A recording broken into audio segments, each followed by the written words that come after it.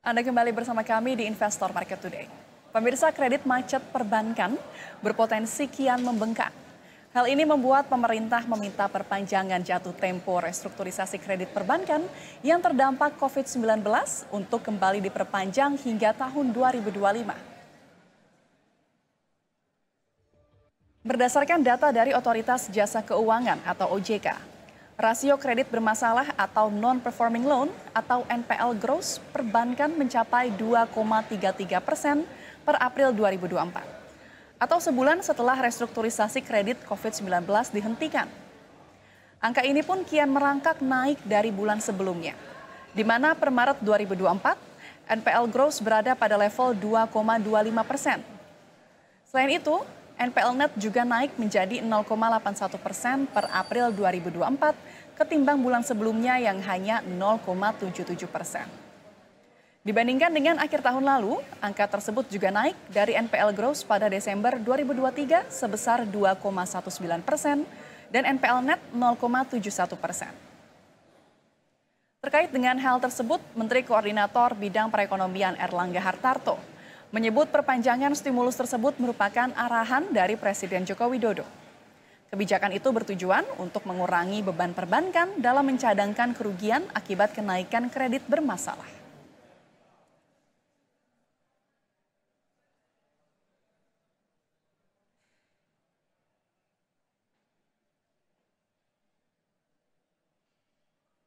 Dan untuk membahas mengenai resiko kredit perbankan, sudah hadir bersama kami Bapak Batara Sianturi, CEO Citi Indonesia. Selamat siang Pak Batara. Selamat siang. Apa kabar Pak Batara siang ini? Baik, terima kasih Pak Batara sudah hadir bersama kami di Studio Peak dan bersama-sama kita akan membahas ya mengenai resiko kredit perbankan di Investor Market Today. Mungkin pertama kita berbicara dulu tentang rasio kredit bermasalah Pak. Dari catatan OJK ini mencatat bahwa NPL gross per April tahun ini naik 14 basis poin dari Desember dan juga naik dari Maret. Nah bagaimana Anda melihatnya? Kita melihat bahwa overall kita melihat apakah itu gross maupun itu untuk net ya, bahwa sektor perbankan itu sudah cukup well provisioned ya in terms of performance daripada sektor perbankan ya. Dan untuk berakhirnya untuk relaksasi daripada COVID ini memang sudah di-plan ya. Jadi kita serahkan saja kepada regulator tentang kebijakan ini. Yang kita lihat memang ada beberapa yang concerning di levelnya untuk sektor UMKM umpamanya. Ya sehingga waktu di COVID itu kalau nggak salah 2020 itu masih 3,96, ya kemudian turun lagi ke sekitar 3,7, 3,4, kemudian 2023 naik untuk sektor UMKM sekitar 3,7 dan sekarang sudah berakhir daripada relaksasi daripada COVID ini. Yang kita harapkan adalah bahwa ini tidak akan menjadi sistemik ya. Tapi as far as the big picture untuk sektor perbankan kita melihat bahwa portfolio quality overall ya overall masih normal ya. Sehingga apakah itu NPL gross sekarang sekitar 2,33 dan kemudian net sekitar 0,8%, masih dalam level yang wajar untuk sektor perbankan. Oke, tadi Pak Batara juga sempat menyebut ya bahwa kalau kita bedah lagi dari peningkatan rasio NPL gross ini ada di sektor UMKM. Yang tadi Bapak juga menyebut bahwa ini adalah efek pasca pandemi. Tapi kalau kita lihat lebih holistik lagi, apakah memang ini hanya imbas dari pandemi saja atau mungkin memang dari UMKM kita ini masih belum bisa berdaya secara mandiri? Memang kita melihat ada sedikit yang kita sebut K-shape recovery ya. Kalau kita melihat daripada consumer confidence ya. Antara sektor yang namanya sektor mikro dan juga sektor yang lebih di atas, confidence daripada sektor atas sudah mulai membaik sejak COVID. Tapi confidence daripada sektor umpamanya mikro dan juga small itu masih di level bawah. Sehingga ada divergence in terms of confidence antara sektor atas dengan sektor bawah. Dan kita melihat juga bahwa mungkin beberapa ibasan daripada umpamanya inflasi pangan ya. Yang juga membuat dampak yang lebih besar untuk sektor di bawah, sehingga yang namanya the purchasing power itu terimbas lebih besar daripada di sektor atas. Sehingga yang kita sebut sebagai K-shape recovery ini, imbasannya di mana sektor atas itu mulai membaik, dan sektor di bawah itu masih belum menunjukkan confidence. Ini untuk saat ini yang kita harapkan akan bisa membaik lagi for the rest of the year. Ya. Karena dengan ada imbasan di quality daripada UMKM, daya beli mereka itu menurun, dan karena juga suku bunga menaik, ya sehingga ya membuat imbas untuk portfolio quality atau NPL daripada sektor UMKM. Ya. Oke, baik. Berarti dari sektornya sendiri kita lihat ya bahwa memang sektor UMKM ini masih sulit untuk bangkit lagi pasca pandemi. Apalagi tadi juga ada daya beli masyarakat yang juga menurun. Nah, kalau kita lihat juga ini ada rencana dan juga wacana dari pemerintah untuk memperpanjang restrukturisasi kredit setelah COVID-19 hingga nanti 2025. Kalau dari sisi perbankan, bagaimana Anda menanggapi wacana ini? Untuk kebijakannya kita serahkan kepada regulator ya, apakah OJK dan pemerintah. Ya, kalau dari sektor perbankan ya kita melihat bahwa sektor perbankan sudah cukup mempunyai provision ya, sehingga well capitalized, well provision untuk any shock ya di portfolio quality daripada sektor perbankan tersebut. Sehingga apakah itu liquidity, portfolio quality ataupun kapitalisasi perbankan cukup baik. Nah, khusus untuk menanggulangi daripada beberapa concern dari NPL di beberapa sektor seperti UMKM, ya kita serahkan saja kebijakannya ke antara pemerintah dengan regulator di OJK. Gitu. Oke, baik. Berarti kalau dari sisi perbankan, Anda melihatnya ini sebenarnya masih normal ya, dan tidak dibutuhkan restrukturisasi kredit hingga diperpanjang 2025. Betul. Tapi kalau dari sisi sektor lain, Pak, kalau dari pandangan Anda, apakah nanti hal ini akan hanya menjadi penundaan masalah dalam debitur? Kita melihat ada beberapa pendapat ya, bahwa memang yang namanya berakhirnya restrukturisasi ini sudah well planned, ya tidak ada surprise. Kita sudah tahu bahwa itu akan berakhir di kuartal 1 2024, sehingga there is no surprise in terms of timing gitu ya. Tapi mungkin kita melihat bahwa ada kenaikan dari untuk beberapa sektor seperti UMKM. Ya. Dan kita harapkan bahwa dengan mungkin nanti membaiknya, dengan interest rate juga akan turun sesudah The Fed akan meng-cut interest rate, kita harapkan situasi akan lebih kondusif untuk semester kedua 2024. Gitu. Oke, terkait dengan restrukturisasi kredit ini, selain UMKM, kira-kira sektor apa lagi yang bisa rentan apabila memang restrukturisasi ini tidak diperpanjang?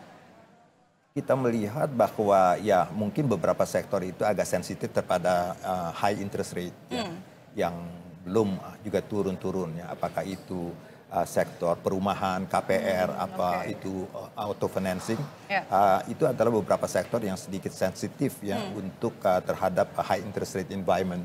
Ya, tapi ya kita cukup hopeful, sudah ada indikasi dari The Fed akan menurunkan interest rate dari minutes of meeting dan juga daripada pandangan dari pasar, sehingga kita harapkan The Fed akan menurunkan suku bunga dan juga akan diikuti dengan penurunan suku bunga di Indonesia juga. Oke. Kalau kita lihat dari nasabah Citi Indonesia sendiri, Anda melihatnya debitor yang di sektor seperti apa ya? Masih kesulitan dalam membayar kredit? Untuk Citi sebetulnya portfolio quality-nya cukup terjaga ya. Net NPL kami hampir zero. Ya.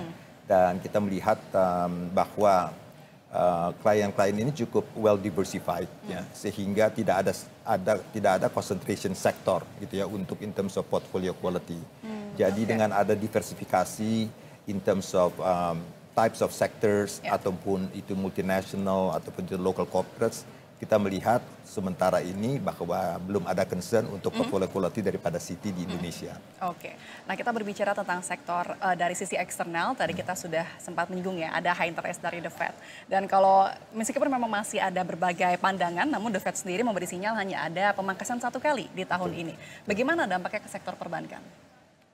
Jadi bulan lalu dari dot plot kita melihat bahwa proyeksinya adalah 1 kali rate cut, market pricing in 2 rate cut, Citi mempunyai house view sekitar 3 rate cut. Jadi kita melihat bahwa dengan adanya indikasi ini akan diikuti juga oleh rate cut dari Bank Indonesia. Cuman house view daripada Citi adalah yang harus melakukan rate cut itu adalah Fed dulu, baru kemudian apakah itu 2024 akhir sampai 2025, dan baru akan diikuti oleh Bank Indonesia. Dan di sini memang kita navigate volatilities ya daripada market ini, sehingga kita ingin juga dengan sambil menunggu rate cut ini, banyak falas kita, devisa kita juga terjaga. Oke, dan lagi-lagi tadi ya berkaca kepada tadi house view dari Citi bahwa Bank Indonesia sendiri akan mengikuti arah The Fed ya. Kalau untuk sekarang kan The Fed ini masih higher for longer. Nah lantas bagaimana strategi dari antisipasi perbankan untuk meminimalisir resiko kredit? Uh, we already price in on the rate cut. Ada beberapa yang punya mungkin lebih konservatif view ataupun lebih agresif. Kalau Citi melihat bahwa kalau dari sisi inflation kita melihat minggu lalu core PCE di US itu sudah turun ke 2,6%. Kemudian unemployment rate itu sekitar 4%, saya rasa akan cukup terjaga. Apakah itu menjadi 4,0 atau 4,1%, cukup terjaga. Average hourly earnings itu sekitar 4,1% terjaga. Sehingga kita melihat bahwa semua indikasi adalah untuk inflasi ini akan landai. Dan sehingga dan yang harus dijaga lagi adalah unemployment ini jangan menjadi accelerating ya, sehingga menimbulkan risiko recession. Jadi kalau kita melihat keputusan daripada Fed ini, kita cukup optimis dengan landainya inflasi di the US. The Fed akan lebih mudah lagi untuk accelerating that decision gitu untuk cut interest rate at the end of the year. Oke, tapi kalau melihat dengan banyaknya rilis-rilis data ekonomi yang ada saat ini, apakah ke depannya mungkin perbankan akan mengerem ekspansi kredit? Saya rasa tidak, ya, karena dengan wacana 2024-2025 ini adalah lower interest rate environment daripada 2024, ya, kita rasa market is ready for that to happen. Dan baik itu dalam sisi working capital ataupun investasi, dan kita melihat banyak investasi Indonesia sudah mulai masuk gitu ya, tidak menunggu the Fed untuk cut interest rate. Jadi kita melihat banyak multinasional yang sudah memasukkan investasi mereka, juga meminta working capital, dan saya rasa itu akan positif untuk semester kedua. Oke, baik. Berarti memang sekarang melihatnya sudah positif ya, karena memang tinggal ditunggu saja kapan nanti pemangkasannya. Oke, kita juga lihat bahwa efek suku bunga tinggi ini mendorong penguatan dolar AS dan juga berimbas pada pelemahan rupiah. Nah, bagaimana efeknya ke resiko kredit perbankan Indonesia? Selama kita melihat stabilitas daripada FX ini terjaga, dan kita melihat sudah banyak sekali tools daripada Bank Indonesia yang kita melihat sekarang SRBI, apakah itu OMO curve dan juga bagaimana menjaga stabilitas falas ini, baik dalam bentuk SRBI yang sekarang sekitar 27% foreign ownership, sehingga memberikan juga imbas yang cukup positif untuk to counter negatif daripada bond flow dan juga equity flow. Kemudian juga kita melihat juga bahwa cukup terjaga sekali in terms of liquidity. Jadi overall liquidity sebenarnya dari perbankan cukup baik, 25% alat liquid dibandingkan dana pihak ketiga. Mungkin yang agak sedikit lebih complicated adalah liquidity short term dengan long term, karena banyak sekali investasinya di SRBI, sehingga ada sedikit tightening di short term end daripada liquidity di sektor perbankan Indonesia. Begitu. Oke, baik. Pak Batra, nanti kita akan melanjutkan dialog kita. Kita akan membahas bagaimana nanti tantangan ke depannya. Apakah Anda optimis bahwa kredit perbankan masih bisa tumbuh double digit? Namun kita akan membahasnya usai jeda. Ya, pemirsa, Investor Market Today akan kembali usai jeda. Tetaplah bersama kami.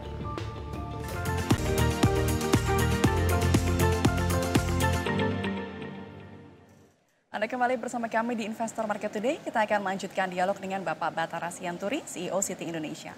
Pak Bathara, tadi kita sudah membahas ya terkait dengan restrukturisasi kredit dan juga bagaimana resiko kredit perbankan Indonesia. Nah, kalau kita berbicara tentang sentimen, kira-kira sentimen apa lagi yang akan mempengaruhi pertumbuhan kredit sektor perbankan ke depannya? Kita bisa bagi dua ya, umpamanya dari global sector ya, kita melihat ada 3 big themes ya. Yang pertama adalah tadi inflation. Inflation is a concern. Selama kita melihat melandainya inflation di US, sehingga akan mempengaruhi untuk rate cut daripada Fed, saya rasa itu akan menjadi positive signal. Yang kedua, kita melihat juga bahwa service sector itu quite resilient ya, mungkin bukan seperti manufacturing sector. Jadi kita melihat this is a good thing bahwa in general yang namanya service sector itu quite resilient, baik itu di North America, di Europe maupun di Asia.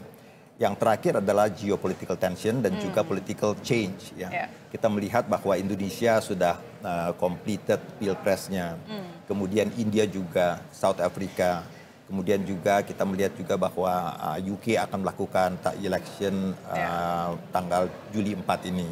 EU sudah selesai dan kemudian of course US election. Jadi kalau kita melihat 9 daripada 20 G20 leaders itu ya akan berubah gitu, ada perubahan-perubahan ya. Dan G20 itu controls about 80% daripada GDP dunia.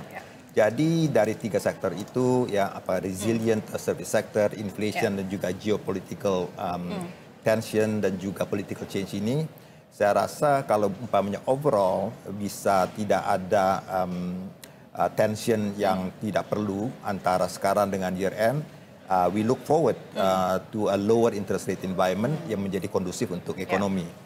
Kalau di Indonesia kita melihat bahwa transisi daripada pemerintahan sekarang dengan pemerintahan yang ke depan sudah mulai ada sangat baik yang kita melihat dari statement-statement in the past 2 weeks. Jadi kita sangat optimistik sehingga dan juga untuk fiscal discipline yang juga sangat di-watch daripada World Bank ataupun daripada global investors Indonesia sehingga memberikan positif signal untuk Indonesia. Mungkin yang perlu diperhatikan dan kita perlu lagi bahwa investasi yang sekarang ini sekitar yang growing sekitar 4 ke 5%, mungkin itu perlu sekitar 6 sampai 7% untuk investment.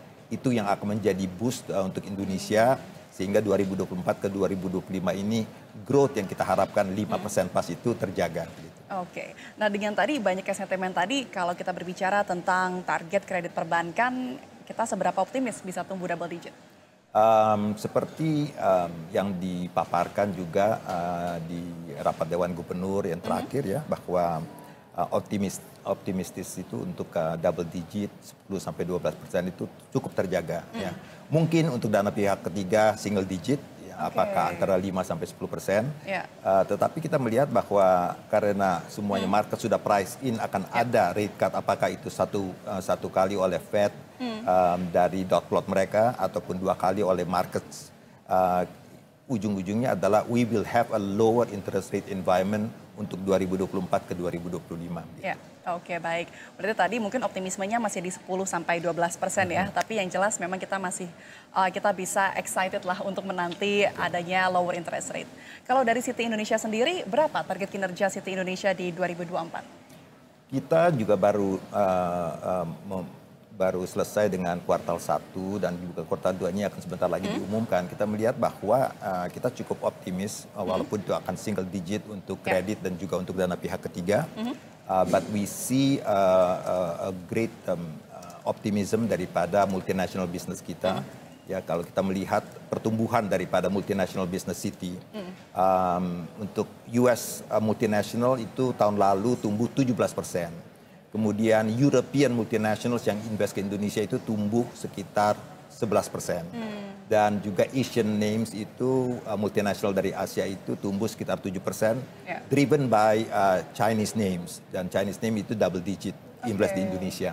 Jadi kita melihat kalau kita melihat saja bahwa untuk FDI, untuk North American investment, European investment ataupun Asian investment into Indonesia, we are optimistic. Kemudian kita melihat juga untuk local corporates dan juga untuk financial institution dan public sector menunjukkan bahwa optimism, bahwa everybody is looking forward and price in that there will be a lower interest rate environment di tahun 2025. Gitu. Ya, oke, berarti kita menyambut 2025 ini dengan nafas optimis ya Pak Batara ya. Oke, nah kalau kita berbicara tentang lebih jangka panjang ke depan lagi Pak, saat ini kan tentu banyak sekali perbankan yang sudah melakukan digitalisasi. Nah kalau di Citi Indonesia sendiri bagaimana digitalisasi akan dilakukan? Fokus daripada Citi Indonesia karena tahun ini kita beroperasi 100% sebagai institutional bank. Ya, fasilitasi kami adalah gimana mensupport global companies, baik Indonesian going global ya keluar Indonesia ataupun the global FDI coming into Indonesia. Ya. Sehingga karena Citi itu beroperasi di 180 negara dan juga kita mempunyai sekitar flow sekitar 5 triliun every day ya through the Citi network di 180 negara. Ya harapan kami adalah kami bisa memfasilitasi all the strategic investment flow into Indonesia ataupun Indonesian champions yang mau berekspansi keluar dan kemudian juga untuk portfolio flow baik itu bond market maupun equity market, we can facilitate our global investors juga untuk terus berinvestasi di Indonesia, apalagi nanti begitu Fed cut the interest rate sehingga we have a more conducive interest rate environment untuk Indonesia juga. Ya. Terkait dengan tadi kredit institusional ini, Citi kini memang fokus ya melayani kredit institusional banking. Nah, apakah sudah mulai melayani kredit hijau, Pak, dari institusi? Ya, kita sudah melakukan kredit hijau dan kita melihat juga bukan hanya daripada Citi ya, tapi kita melihat bahwa klien kita minta gitu ya. Sehingga apakah itu dalam bentuk green lending, syndicated loan, ataupun itu dalam bentuk capital market, green bond, ya, atau green sukuk ya. Jadi kita melihat itu sekarang sudah mulai ada, saya rasa, increased interest and increased consciousness daripada our clients ya, to show to their investors that they care about green environment, how to show that their green portfolio continues to be increasing year on year gitu. Oke, baik. Nah, lantas apa saja strategi Citi Indonesia untuk pertumbuhan dan profitabilitas di tahun 2024 ini? Dan bagaimana cara Citi Indonesia untuk meningkatkan pangsa pasar ke depan?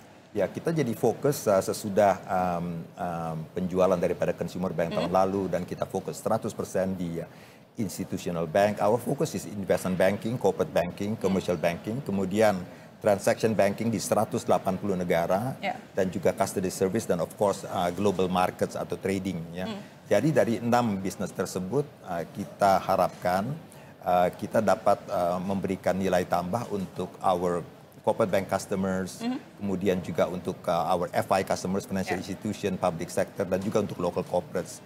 Tapi yang penting sekali adalah bagaimana fasilitasi dan membuat Indonesia yang sekarang sudah menjadi attractive destination for investment untuk mendapatkan the lion's share daripada umpamanya China plus one. Kan yang pentingnya China plus one strategi itu plus one-nya itu siapa? Plus one-nya itu Indonesia atau Singapura atau Thailand atau India. Ya.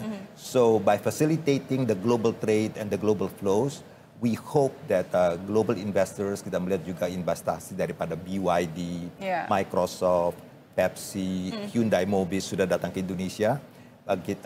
Kita ingin memfasilitasi supaya ini accelerating untuk 2024 dan 2025. Oke, baik. Kita juga sedang menyambut ya Pak ya pemerintahan baru. Lantas bagaimana harapan dari Citi Indonesia untuk pemerintahan baru ke depannya? Kita harapkan sesuai dengan harapan daripada investors. Ya. They like to see continuity of policy. They like to see fiscal discipline. Sehingga apakah mereka itu portfolio investors in the bond or equity, ataupun itu strategic investors on strategic atau real sector, ya, mereka itu akan melihat Indonesia continues to be an attractive destination for investment gitu. Oke, baik. Indonesia tetap menjadi destinasi yang bisa lebih atraktif lagi ya untuk menarik para investor asing. Baik, terima kasih atas insight dan waktunya Pak Bathara Sianturi, CEO Citi Indonesia. Terima kasih untuk waktunya bersama kami di Investor Market Today. Selamat kembali beraktivitas. Terima kasih.